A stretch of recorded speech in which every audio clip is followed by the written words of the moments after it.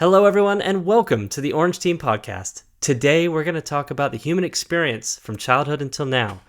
We're going to talk about whether life turned out the way we thought it would, and whether or not failure is simply a state of mind. Let's dive right in. Hello, everybody, and welcome to the Orange Team Podcast. I'm Mitch, he's Leighton, and like we said in the intro, we've got some fun stuff to talk about today. Leighton, first up on the docket for today, I want you to quickly chart a course for the rest of your life. Right now. Right now, right this second. What's the entire rest of your life going to look like? What are you going to do? Who are you going to be? I am going to be happy as I can. happy as a clam. Happy as I can. I know. How do you, I don't know. That's a brutal question, right? It's a brutal question. Why do we ask that question of kids? Something that's just on my brain lately. Because think about it. How often is one of the first questions that an authority figure, a teacher, a parent, whatever, asks of a kid, hey, what do you want to be when you grow up? That's just like the go-to question to fill dead air if you're, in the room with a child. It is a fun thought experiment, and there is some value in seeing where their head's at, but more often than not, or at least I have seen it happen, where parents take that answer at face value and go, oh, you want to be a veterinarian, and really start leaning into that. Yeah, and then you have the parents that literally don't give the kids a choice and say, you're going to be this. True. And that usually does not come with the question of what you want to be. There's no question with that. But that is a great point. Is something, and as parents, we have to be cautious with that information. That question with our children. Right. It's something that I think you and I both have been deeply affected by. That pressure, that feeling, the need to have a distinct answer for someone. And yeah, I don't, why do we expect it of kids? That is a great question. If I were to take it as an innocent answer, I would say it's just, we want our kids to have goals. We want our children to have something to strive for and genuinely get to know who they are at that moment, because I think by asking that question, you get to understand their interests at that moment. But I also 100% agree with you that using that answer as a means to make really weighted decisions about a child's life, that's a whole nother thing to consider. So yeah, it's I think each parent hopefully takes that I don't think it's a bad question, but I think it has to be handled correctly, because you don't want to put something in your kid's mind that they just suddenly are afraid of for the rest of their life. Right. This came up because my kids are getting to the age where they're beginning to really find their voice and their talents and their skills and practice them. And it has been fascinating to watch as one of my kids has really gravitated towards art. And obviously it is, the sort of art you'd expect a 6-year-old to be making. But there's an aptitude for shape and color, and just you really see an enjoyment there when they're coloring. They're really engaged and they seek it out, and they will do it even far beyond what they're asked to do for art in school. And so there's that part of my brain watching this happen and going, we should lean into that. Make sure that they always have colored pencils. Make sure that as they grow, we buy them the how to draw books and things like that. But I'm pretty sure that if we asked her what she wants to be when she grows up, she would probably say something like a veterinarian. So there's an interesting friction there between what maybe the parents and the caregivers in a child's life can see, hey, this is something you're very good at and you're interested in, and maybe what the child might immediately return if you ask them, what do you want to be when you grow up? So obviously, it's very difficult to make those sorts of long-term, lifelong decisions, even the older you get, even as a teenager. And I might touch on that actually a little bit later, because I have my own story about how I've ended up where I'm at. But I wanted to kind of open this up for conversation. Maybe what skills have you begun to see showing up in your children's lives? Maybe how are you looking to reinforce those? And what do we do as parents, or even, maybe a fun uncle, right? And we have a niece or a nephew who's really into, maybe they're starting to get interested in programming. What would we do to kind of reinforce that and show them the opportunities there without narrowing them down to one answer before before it's time? Yeah, I mean, it depends on the age for sure. I mean, I'm thinking instantly, you kind of mentioned what are my kids, like at the moment. My oldest, he definitely has an interest in engineering type things. So mechanical, how things work. He likes to tinker and take things apart and keeps asking questions. And I find that really a lot like me at his age. And so I instantly go to, I need to give him things to build and tinker with.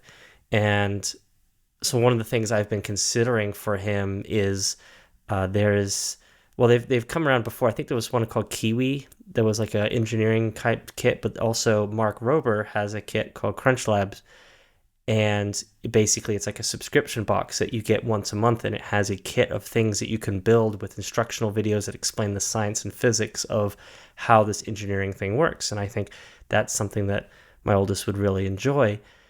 But I also am like, okay, but at this moment he's only 6, and so I do want to help nurture some of those interests, but I also don't have any expectation on him that he's going to one day grow up to engineer jet planes or rockets and stuff. Or anything like that. He might just be something that's a minor interest right now, or just at this point, because he hasn't been exposed to a lot of things. But I want to help nurture the things he does show an interest in. But then also, as a parent, you want to try and expose them to other things to see maybe they would have an interest in this, and then kind of, without like overdoing it, but kind of helping them try different things. Because what happens is, if you don't, they get too insulated and they don't try different things, they don't actually even know what they like.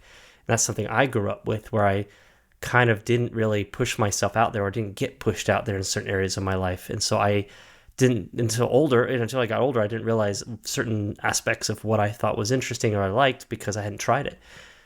So it's a tough one, I think, and I don't think as a parent you're ever going to get it perfect, but I do think that just it's nudging versus pushing. Right.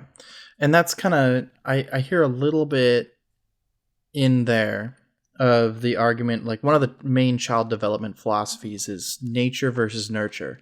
Like, how much of how a child grows and learns and the skills they practice are kind of inborn, like something they were born with, versus something that they were exposed to and given the opportunity to practice. Um, you could say art is sort of something you're born with, that eye for shape and color and design, but it can also be trained. And not everyone's going to maybe be a programmer, but I would say the odds are a lot higher if you have access to a computer from a young age, and especially if maybe one of your parents is a developer and is willing to sit down and explain what a variable is or how this language works.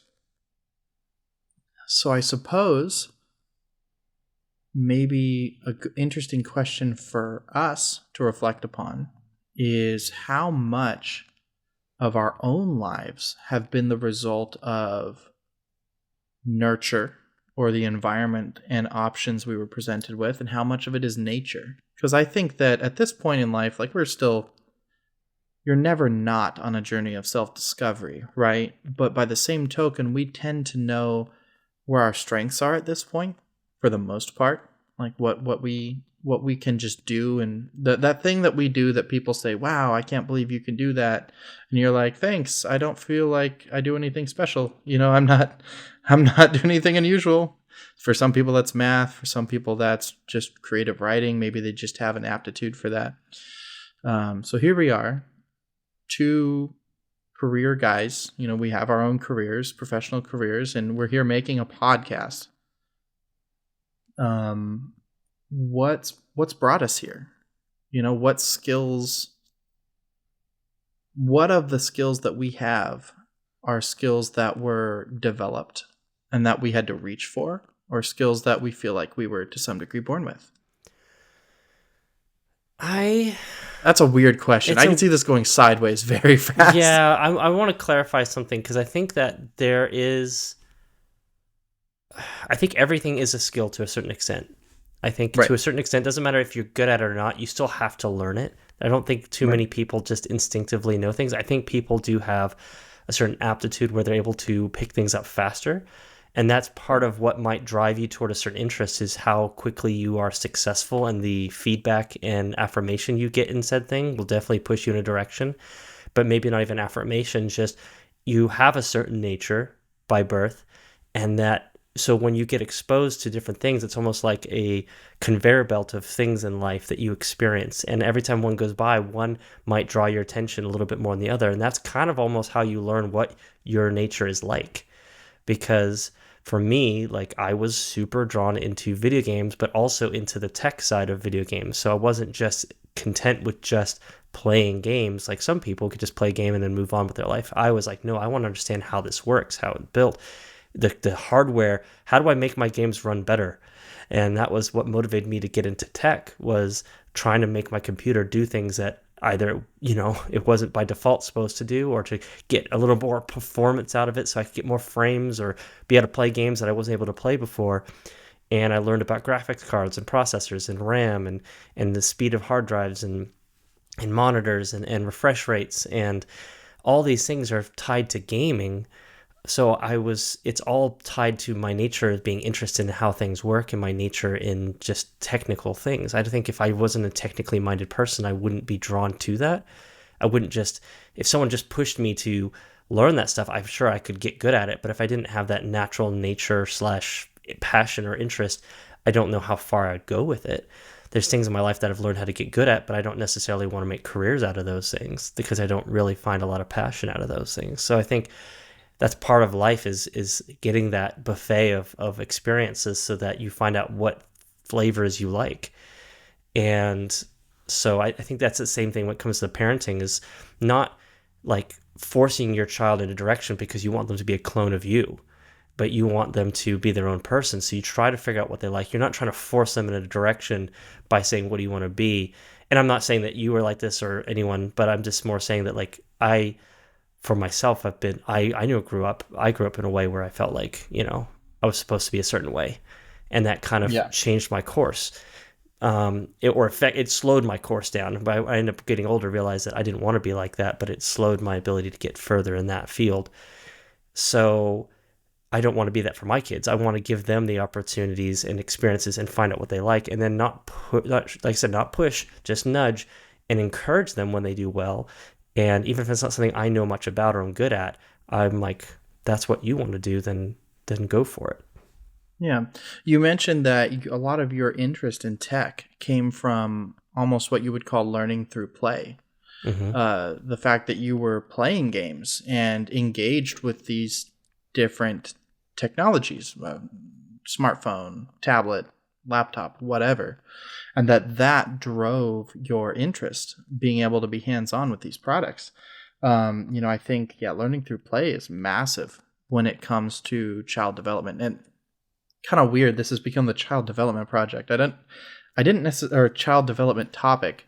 I didn't intend for this to be like a full-on child development topic, Well, I think but we're kind of here. it still applies to people as an adult though, True. because again, it's that and it's funny you're bringing this subject because I was literally just talking to my dad about this the other day, about how it applies. In my head, I'm thinking when I get really good at something and learn the best is when I'm doing something for something, right? There's a goal in Right. mind.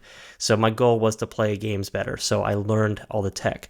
But I think about like someone like my dad or different people, even friends who are more interested in cars, right? Well, they wanted faster cars. They want to show off to their friends. They want to have cooler looking cars. Like there's a motivation there, and that's their play. And so they got really good at fixing cars. They would either get beater cars and fix them up, or they'd have nice cars and tune them up. But that was how they learned how mechanics. was because it was something they were interested in, because there was a goal in mind. It wasn't like just, I love fixing engines. I don't know if all mechanics really genuinely like working on their cars, but they like working on their cars to get the result. And Right. that result is what motivates you to get past the parts that aren't fun about working on a car. And it's the same thing for you with programming. I'm sure there are days, many a day, that you're just like, why isn't this working? Why is this code not working? And but there's an end goal. You still push through because this game is going to be flipping awesome, or this whatever you're working on, it's going to be cool and it's going to work. And and when it does, man, that serotonin kicks in, and you're like, This web oh, page is going to load so fast. I'm gonna optimize the heck out of this thing. Oh man, But Angular baby. but like, I'm just saying it's a similar aspect as an adult, and so and actually that's kind of about this podcast. I mean, genuinely speaking, the reason I push we're doing this is because I have a genuine love of production media, video, photography, audio, and podcasts in general. I like listening and watching podcasts. So this is a way for me to learn new skills, but I get to create something that I like. And it's multifaceted. I get to hang out with a good friend. We get to talk. I get to learn skills about how to do video editing and video production and audio and equipment and distribution and marketing and all these aspects. And we're constantly talking about ways we want to improve this. And that's so cool because we're learning new skills with that. It's pushing us because there's something we want to do, even though there's parts of it that can be a little bit annoying at times. And I think that's, so as an adult, it's the same as a kid. Just I think as a kid, they get more time to play. It's where you build some of your more formative skills, some of the foundational skills, because you have so much time to play. And so how we direct our kids and what they play, if they only play one thing, they're going to be really good at that one thing. But if you want your kids to be, maybe have a few other options, then find other things for them to play. So there's a couple of things in there you said that I think are kind of interesting. Talking about how early on in our lives we tend, I'm sort of paraphrasing here, but it's something I had written down, I think, before you even said it.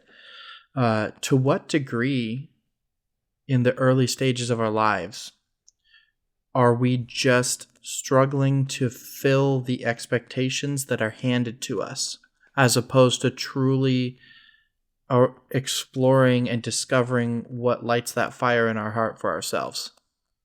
Because I know that that's something you have experienced and something that I have experienced.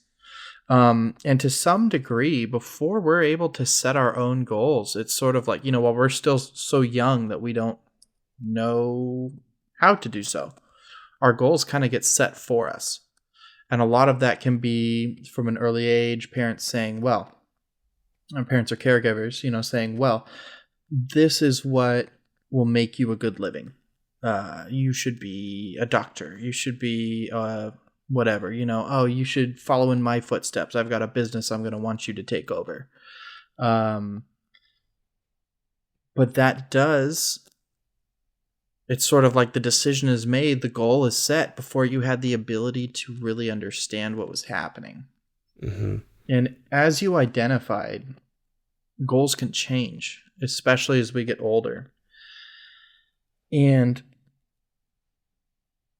the whole conversation around child development, it almost sounds like some of the things we're discussing, whether you're naturally skilled and adept at something or whether you really have to work at it and learn it, that's not something that ends when you're no longer a child. Like once you're an adult, it's still equally valid. Almost like child development as a field of study is sort of just like the introduction to human development, right? Like it really is just a microcosm of the grand human experience. Just the real formative years, but there's the lessons you could learn are still equally applicable. Yeah, it's the training wheels of life. Training wheels of life. I like that. Yeah, it's again, you have a lot more freedom and safety to experiment, and that's what you want to do as a parent, is give your kids as much room to experiment and play and figure things out without too much fear of consequences, because consequences will come on their own accord. Not that, we don't need to discipline and be parents, but I think at a certain point, there's certain aspects that you want to let them figure out on their own, because that's the best way they'll learn, not just saying, don't do this. There's so many things in my life that I was actually, it's going to sound weird, but I was obedient to the point of being like, oh, they told me not to do this, I won't do this. But I never got to the point of actually knowing why. And then as I got older, I may have actually pushed the boundaries on that. And I'm like, oh, that's why. But I never knew. The stove is hot. Yeah. And the stove will burn you. Yeah. I only learned that last week. Holy cow. Yeah. Just making sure. They didn't tell me enough, but it's crazy how, like, how it, I think, I don't hold my parents to some, like, I don't hold it against them. I think that I understand, as a parent, you're trying to do what's best for your kid. And we're young and we're like, how did our parents figure this out? We don't know what we're doing. And we realized, oh, our parents didn't know what they were doing either. But they're just trying, and they're doing it the way they were raised, and it's just passing the buck a little bit on that. But they are like, they care. They want you to succeed. And so they're trying to teach you in the way they were taught. And for us, we're like, well, that doesn't work for maybe this day and age, or just doesn't work in general. And, so I think that there's some unpacking there. But yeah, there's, I don't know, when it comes to learning, just having the environment to just not, and I think that's why I was drawn to tech, is because in the digital world, there's a lot more room for failure. You can hit the reset button. You can reformat the computer and put, maybe there were some files that I might have lost along the way, but I broke computers, but the consequences were so minor compared to getting in a car accident or playing with fire, right? Or putting a fork in a socket, right? It's like, it was like there was less consequences. So I was drawn to this ability to do so much trial and error without having the consequences of it. And I think that's why I was drawn to the digital world. But it meant that I didn't become as proficient in certain things in the real world because I was afraid of failure. And so I think that's the aspect, is getting over that fear of failure, or being, as a kid, fostering that ability to learn how to deal with failure, because it's going to be your constant companion for the rest of your life. Right. Regardless of what you do, you are always grappling with that failure. And I feel like, to some degree, failure is not an individual event. It is sort of a threshold that's crossed. Because you can fail, like you said, over and over and over. And as long as you keep hitting that reset button, I think in that one Office episode where Michael started the Michael Scott Paper Company, and then he's like, if this company goes under, I have no shortage of company names. I will make another and another. It's like, a person like that can't fail. They will bounce back. And that's, especially in the digital age, I mean, there's obviously a monetary component to trying to start a company and make games or whatnot. You may obviously need to regroup and put resources back together before you try again. But you haven't truly failed until you stop trying to some greater or lesser degree. Yeah. And that's, that is a very valuable lesson to learn as young as possible. Because it is very easy. I vividly remember the first time that I was given the opportunity to play the pitcher position in a baseball game. I was always a third baseman. That was my spot. And I learned third base very, very well. But I wanted to be a pitcher. I was sure in my heart that I could be a pitcher. I practiced.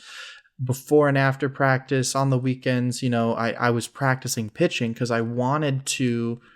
For some reason, I don't know why. I don't know if it was the kind of the prestige that seemed to come with being the pitcher and kind of controlling the game in that way, or what. But I felt like I could do it, and I wanted to do it. And after a while of asking my coach and just being like, hey, I can do it. I've been practicing. Finally, they put me in. And I did awful. Just, I don't know, I don't handle nerves well. Like, we could think of it, sun got in my eyes, ball took a bad hop. You can say all that, meme-esque stuff. But the fact is that I was a terrible pitcher.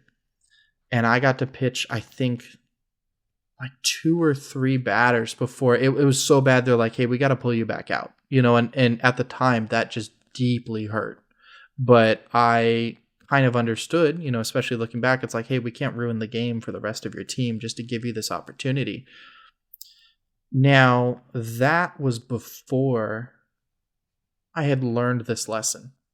I never made any other attempt to pitch. I stopped practicing. I just kind of said, well, that's it. I will never be a pitcher. And that's, for some people, their dreams die at that first loss. The first time they step out onto the battlefield and lose.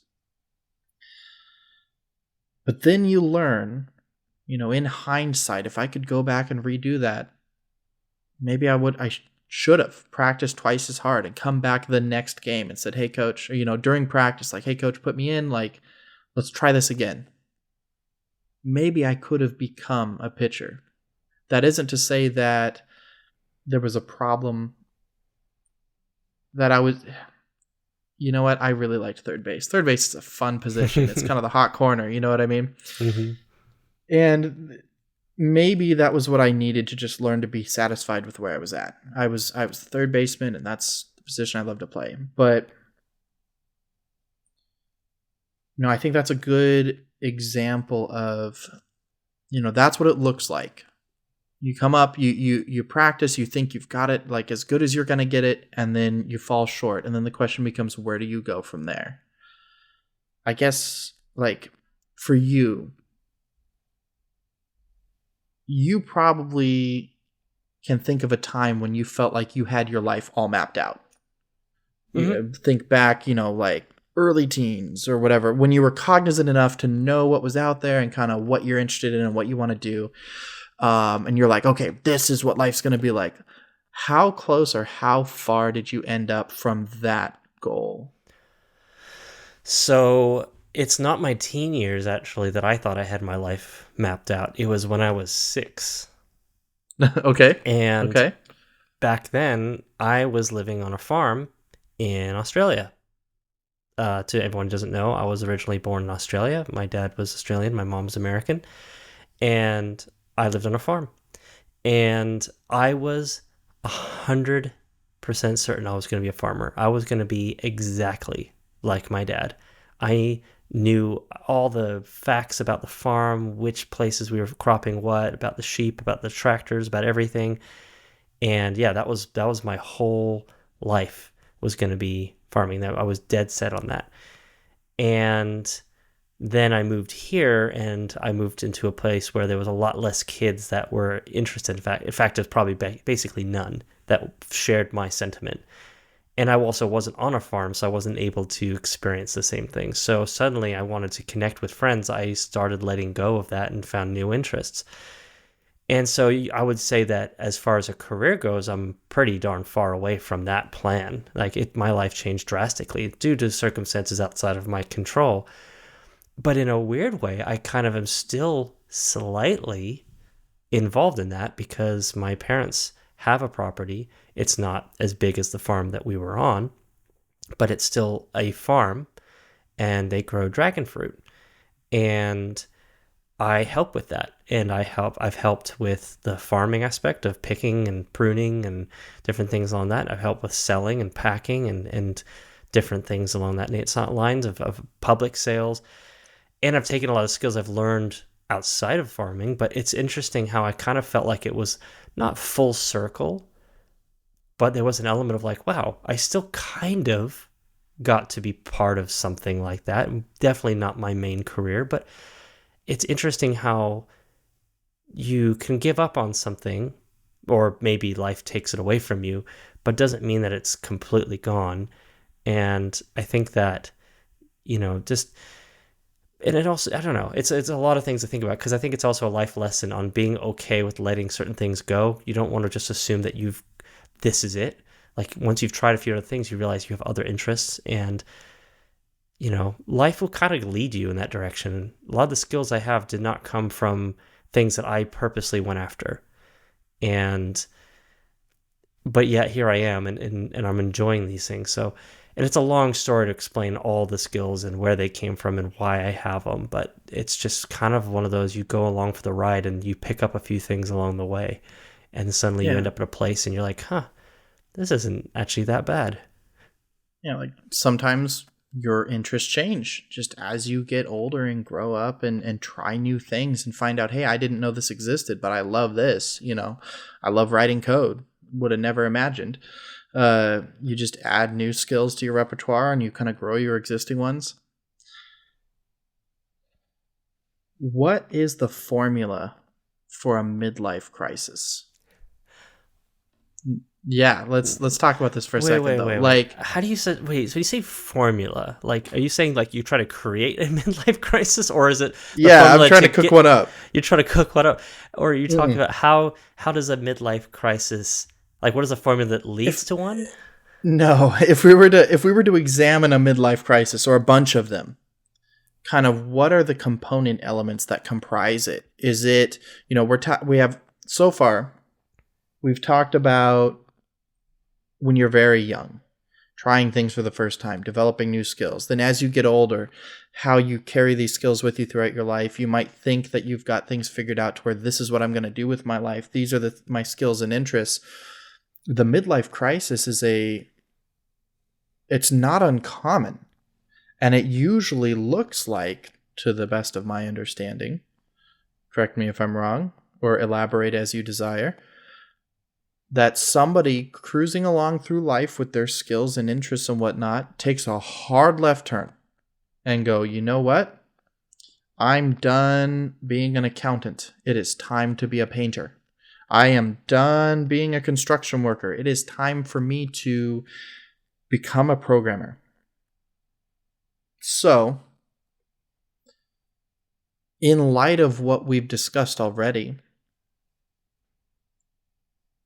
is a midlife crisis simply a return to form? Maybe getting back to the roots or maybe the direction they were heading at first in life? Or is it itself them encountering something new and saying, hey, this is actually really great. I didn't know this was an option and I want to do this with my life? Or what balance of the two? What do you think? I think there's two aspects of a midlife crisis. One is just people coming to terms with their mortality, because if you get older, you start to feel certain things, and you start realizing that your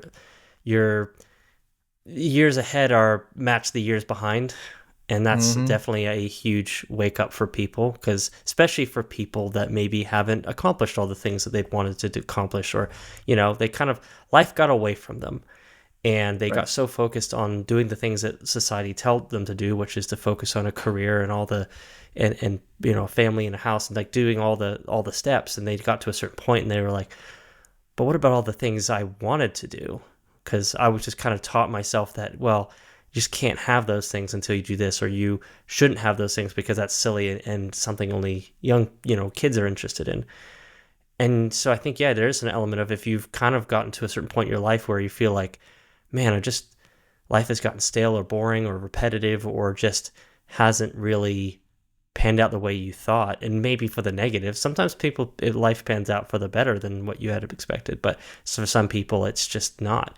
And I think that's where a midlife crisis comes in, is they're just like, I want to take back control. I want to feel like I'm in control again of my life, versus feeling like it's out of control. And it's, someone said, as you get older, it's like a roller coaster. You get to the top and then it starts speeding up a lot as you go down. So it's just, you just got to put your hands up and enjoy the ride. Yeah. And along with something you said earlier, I would like to propose that a midlife crisis, you said that sometimes you'll be on a course in life and you'll realize the time has come to let go, and just to, hey, this isn't the right route forward. A midlife crisis might be somebody coming up to that threshold and saying, I am not willing to let go of this, but I will have to let go if I keep going the way I'm going. And they just make that hard left turn. So like, I'm not willing to let go of this dream or this opportunity or this, I'm going to make a dream and make an opportunity. So I guess a follow-up question to that. When do you know it's time to let go, and when do you need to hold on tighter? There is no definitive answer on that. And I'm saying that as someone who's sought the answer to that for a long time. And I'm not just going to say that I'm some wise guru, but I will say that I've come to the conclusion that there is just no definitive answer of when to let go and when not. Only you will know that. And it really, Sometimes the decision's made for you, just life will do that. And Yep. sometimes, it's really just a matter of you working up the means to do it. Like I think if something is you really really want to do it, you'll find a way.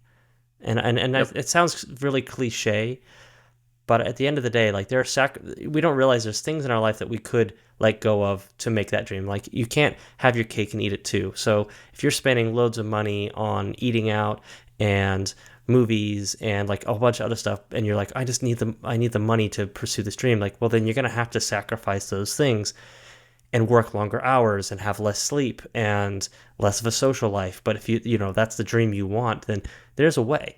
It might take longer than you want. It might be harder than you thought it would be, but I think there's always a way. It's just a matter of, how much you want to do that. But at the end of the day, whether you should give it up, I don't know. I think if you just look deep in yourself and you kind of really are honest about your past, about whether or not this is something you genuinely think will bring you joy and bring you, and actually, and here's another thing. Sometimes you have to pursue it to find out it's not what you want. Yep. And that's a key thing I've learned too, is there's things that I've pursued after and I realized that's not necessarily what I wanted.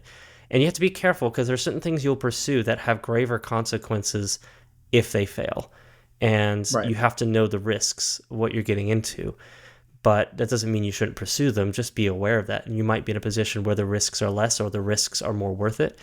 I'm one of those people where I have a wife and kids, and so there are certain risks I will not go after because I know it won't be me that pays for it, but them. But there are some things that I know that maybe I'm the one that'll get the consequences of it, but not them. I'm a little bit more willing to take those risks as I'm willing to get hurt, but I'm not willing to put other people in the line of fire for my chances. So, but yeah, if you're a single person and you're not married or dating and you have no kids, it's like, yeah, you should probably take some more risks. I mean, I'm just being honest because if you settle down, it's going to get a lot harder. So I recommend anyone out there who's in that position, just, do it now because later on, you're going to wish you had. Yeah. By the same token, though, getting married and having kids does not represent the end of No, all dreams. no, no, no, It no. is, there are opportunities, and having, having a family, it is a support network. It is both an expenditure of your resources to maintain and engage with, but it is also a support network for you, and it can be in its ideal form, right? I think some people might say, to a point you made, some people might say that, hey, when it's your dream, no cost is too great to pay. Now, obviously, right, like that's some people. Now we're coming from the perspective of there are some hard lines, right, that we cannot cross because the cost is, if it came between my dream and the health and safety of my family, that's not going to happen. However, understanding that that is just immediately written off. Every other cost, like you said, getting up early, staying up late, monetary cost to the best of our ability to do so. At some point, it may come to the point where it's like, all right, I've got to let go of X solid job to chase after Y dream, right? Like to really pour my heart and soul into this and see if it has a chance to succeed. I suppose, yeah. What do you do but try? Yeah, you try. And it comes back to the try and fail, try and fail. Like sometimes you're going to try and it's not going to work out the first time or the second time, third time, fourth time, fifth time. But a lot of the people that have succeeded, the big success stories you hear are people that tried a lot of things that got no traction and then suddenly, lightning struck. And something I remember someone telling me was that it's not about making the perfect anything or like you're just going to make this one thing and it's going to work well. It's being consistent and Yep. constantly being there so that when the moment is there, you're already ready for it. And that's the key thing. And this was coming from like a YouTuber who, he posted videos for years and years. Actually, I think, and it wasn't from Mr. Beast, but Mr. Beast is a perfect example of this, of someone that posted videos consistently for like 8 to 10 years before became the monolith that he is now. But like, look where he's at now. right? But he just consistently honed his craft and practice, and he was, making videos for 10 people. And yet now he's at a place where he has 200 million plus subscribers. He gets hundreds of millions of views per video. He makes his own products, and he's a recognized name all over. And but he took, and just about every Moist Critical is another one I think of, just different, a lot of people, like hardly any of them are people that they just got popular because they made a video like a year ago. They're usually people that started, and you don't even realize, you go to their history and you're like, oh, they started making videos like 8 years ago. I didn't realize.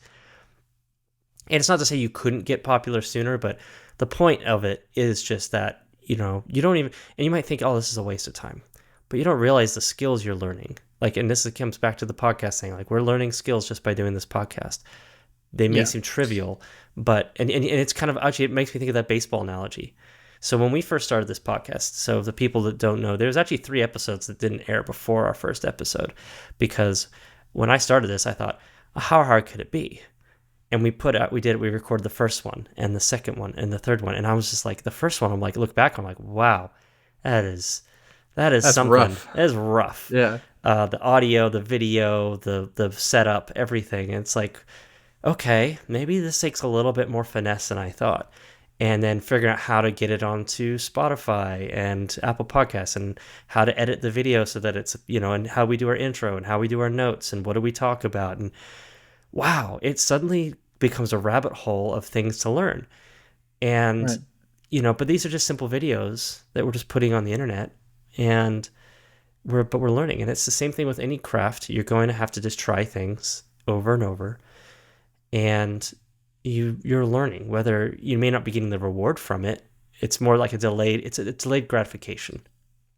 I've noticed that those who succeed, kind of like you said earlier, we're gaining skills and practicing skills just from the process of creating and publishing this podcast.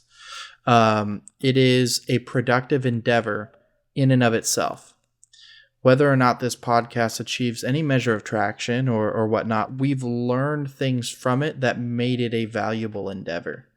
And those who are most successful are those who can continue to move in an upward direction with everything that they do, even if that step they took in and of itself didn't get them all the way to the summit of the mountain. You know what I mean? Mm-hmm. Absolutely. And I think, and again, a lot of that comes down to your mindset. Like, where's your head at, right? Let's talk, or I guess the influencers these days might call it the grind set, right? Like, wake and grind, woo! On the topic of grinding, let's talk about Scott Cawthon's professional career. Scott Cawthon is the developer of Five Nights at Freddy's, and that was not his first game. He, all the way back as far as 1994, although it really seems to have started more consistently from 2002 onward, aspired to be a game developer. He made more than 70 games, all the way up through 2014, before finally making Five Nights at Freddy's. And if you've been anywhere on the internet for the past decade now, you've seen Five Nights at Freddy's. They just released the movie last year. Like, how awesome is that, to go from an indie developer working out of your house to he got to be the writer and producer on that film. I went and saw it. It was great. I think I said 7 out of 10, but it's like it absolutely does what it set out to do, right? And he has succeeded, but it took so much work, and more importantly, so many hesitate to say failures, because obviously they taught him something. I think you made this analogy quite a few episodes ago about making pots. The person who makes 20 pots is going to make a better pot than the person who was told just to make one really, really good pot. Whether you personally love or hate Five Nights at Freddy's, you cannot deny the impact it's had, especially on the indie game dev scene. And it's just proof positive that the relentless will cross the finish line.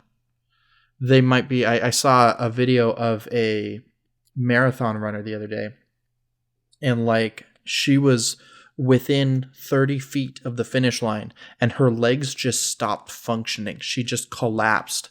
And, people were kind of like, are you okay? And like you could see her stagger back to her feet, and she tries to keep moving forward and just can't, like literally physically cannot move forward. So she starts rolling and just like rolls across the finish line. Like that's what it takes. Like there was no, my body is literally non-responsive. I can't move. Oh, well, I almost made it. It's like, I'm going to cross that finish line.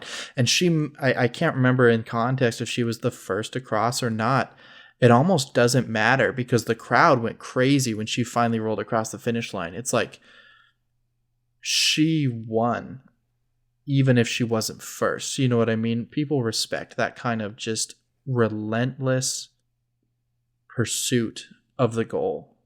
And it's just so encouraging and heartening to see. I love coming back to Scott Cawthon's story because of what Five Nights at Freddy's has become. It may not necessarily be my jam. Like, I'm not a huge jump scare game guy, but I respect absolutely what he's built. And I'm super happy for him that he has found that success. Yeah. At what point in there was he one step away from just giving up and saying, you know what, I've tried. I've made 65 games. None of them took off. Oh, well, you know what I mean? But he didn't. Yeah. I mean, I think that's the thing is you always just think, where's the end? Where is it?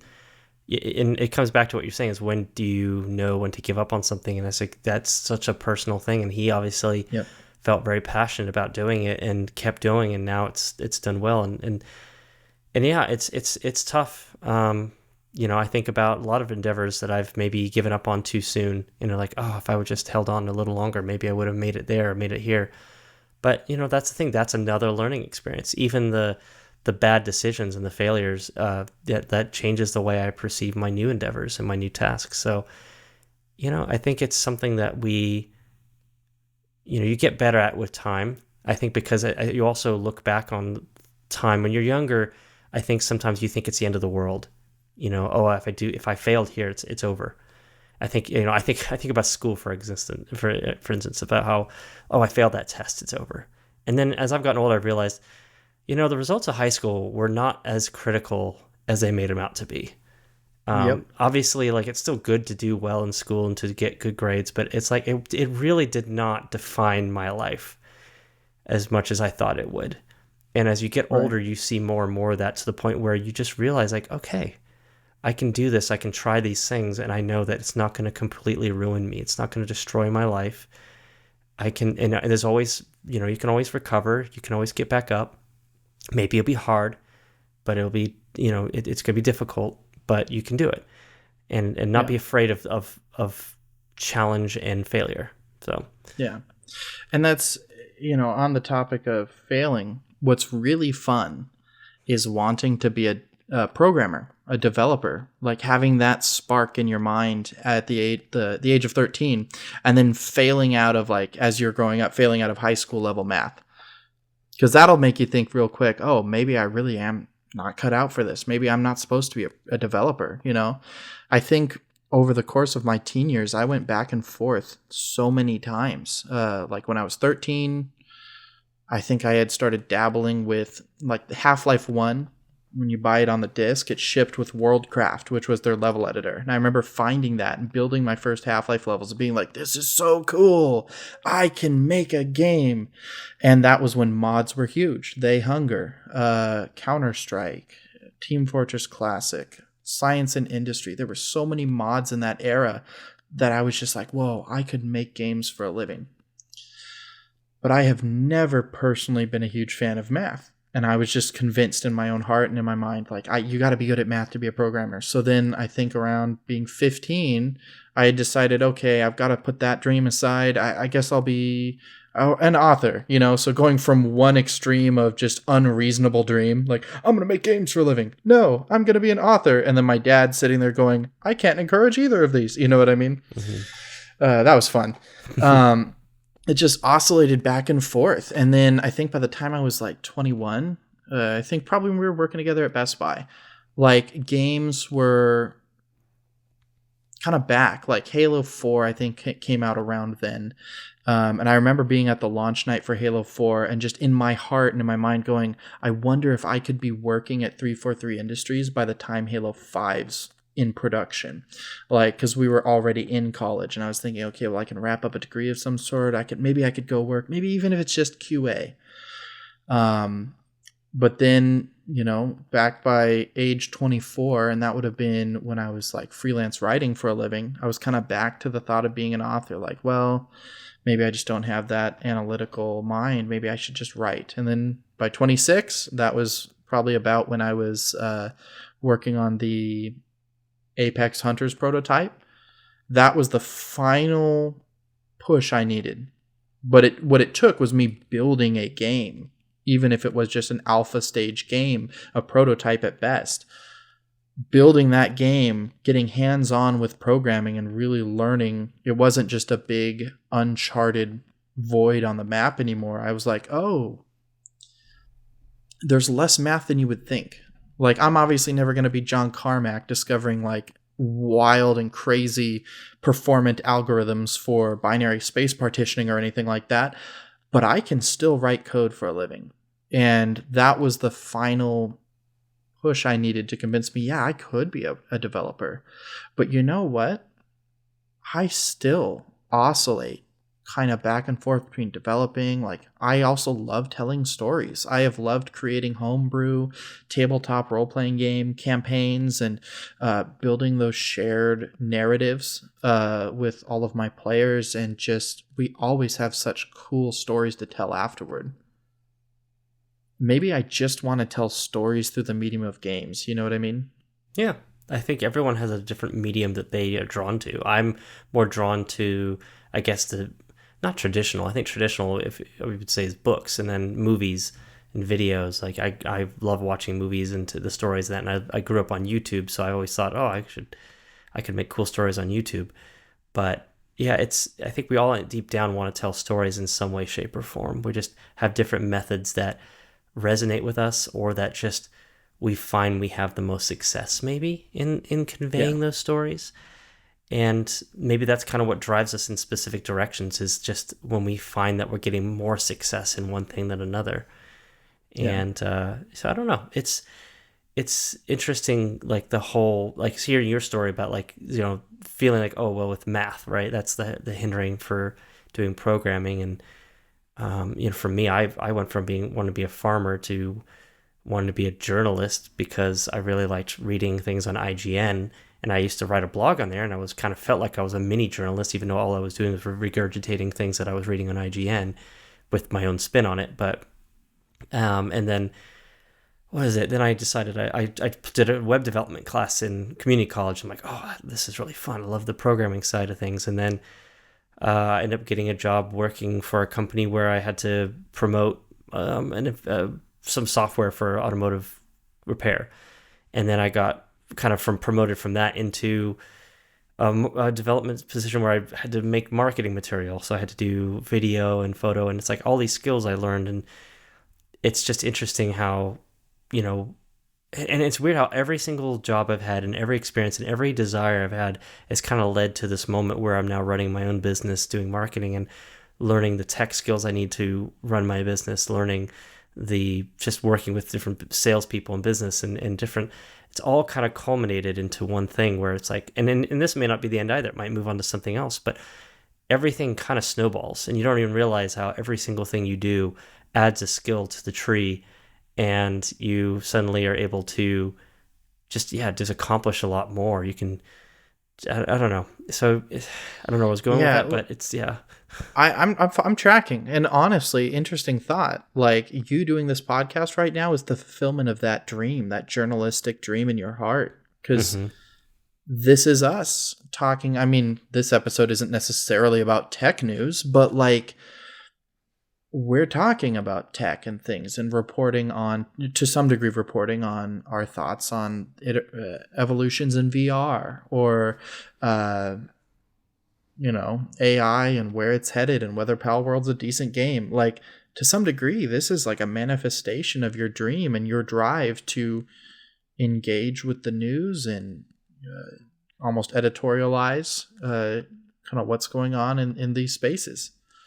Never thought about it that way, but that's true.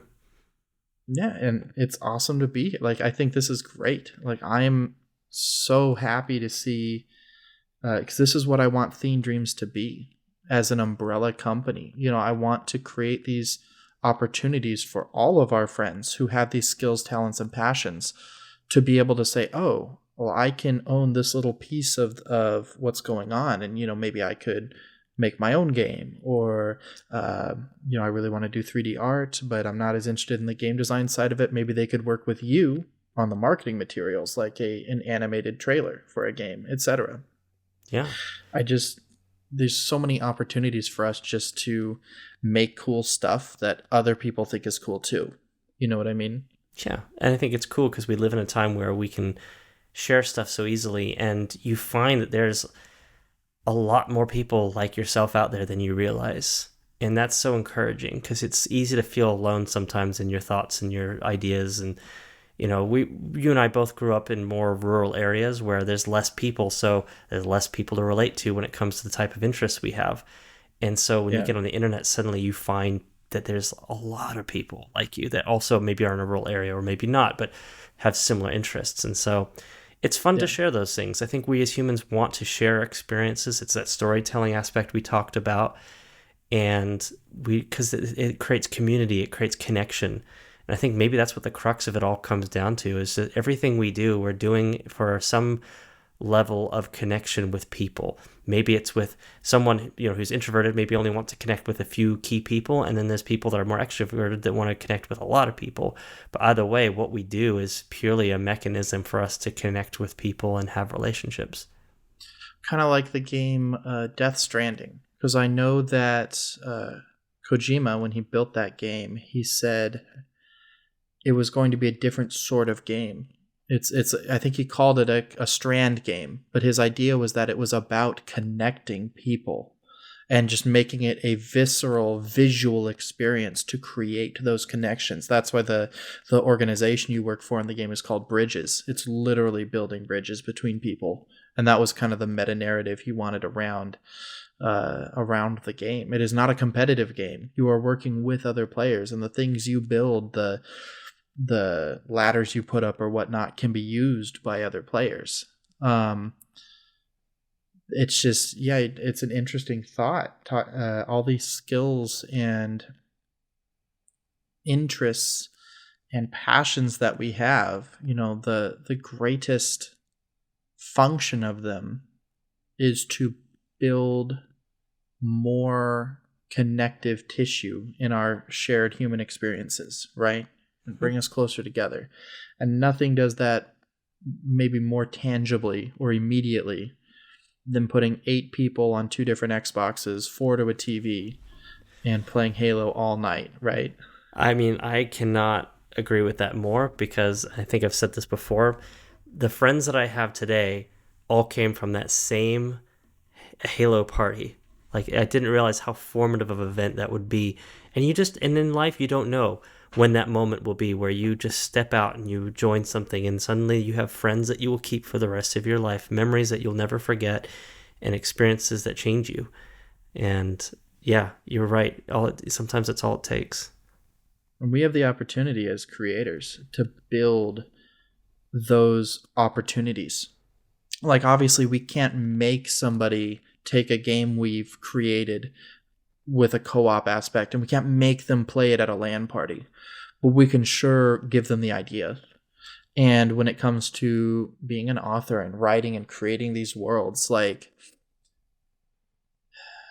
writing is such a mirror and a lens for, like, seeing the world around you and the human experience. But personally, and I don't know how many people agree with me, I've had enough gray morality and anti-heroes and whatnot. It's time we get back to some real heroes doing some real heroic things, some real grounded black and white stories. We need ideals to aspire to. And those are the sorts of stories I want to tell. We need games like Doom, where it's like... Yeah, obviously. Where it's one of the most... yeah, those things bad. Me good. Me shoot things. Yeah. We win. Yeah, I've heard it said by me, so I guess I've said that Doom is maybe one of the most Christian games ever made. I mean, it doesn't get any better than a double-barrel shotgun and blowing off the heads of demons, right? Like, that's about as Christian as it gets. It's the most conservative Christian game out there. Yeah, man. Guns killing demons. Oh man. Yeah. No, it's funny, but it's true. But yeah, I don't know. Yeah. So I think that's about time. I think Yes, sir. This has been great. I really enjoyed this because it's a bit different. I hope you guys who are listening enjoyed this podcast. It's a bit different than what we've brought up, but we've been talking about wanting to have podcasts that are a little bit less tech focused and a little bit more life focused and introspective. And so we hope you enjoyed this. Please let us know in the comments or through a review, wherever you are. At some point, we'd love to have a place where people can reach out in different ways. If you're listening to us on audio, we are on Facebook, and we'll eventually be maybe on some other platform. But we just really appreciate you listening, and we hope that you enjoy this and learn something. We're growing from this. We'd love to hear your feedback. So anyway, I'm Leighton. He's Mitch. This is the Orange Team Podcast. We'll see you next time. Laters. Bye.